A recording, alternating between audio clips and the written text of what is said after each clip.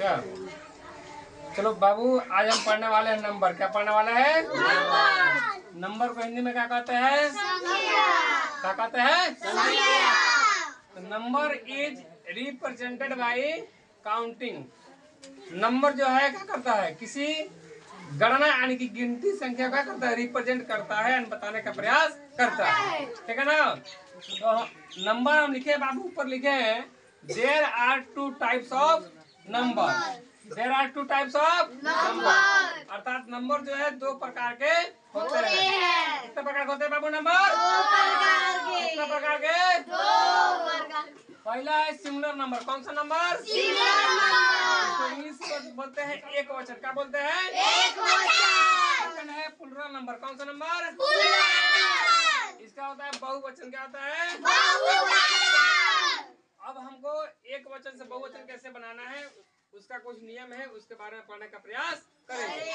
पहला है singular number. हम इसका जो परिभाषा है, डेफिनेशन है, singular number denotes one person और things.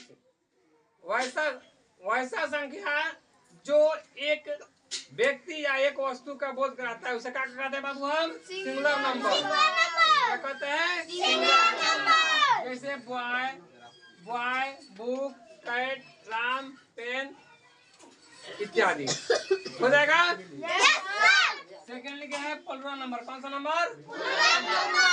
Plural number denotes more than one person और थिंग्स। यानी प्लुरल नंबर वैसा संख्या है जो एक से अधिक वस्तुओं और पुरुषों का बोध कराता है।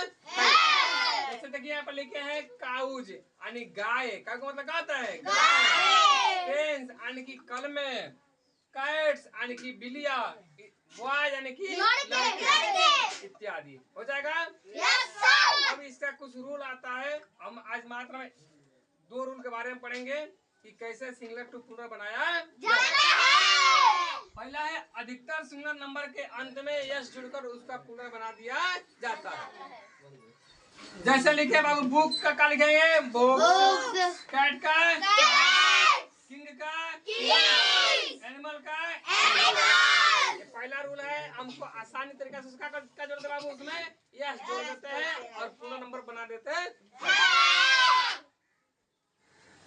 दूसरा रूल कहता है जिस सिंगुलर नाउन के अंत में सी एच यानी जहाँ च पढ़ते हैं, यह सब जहाँ सौ पढ़ते हैं,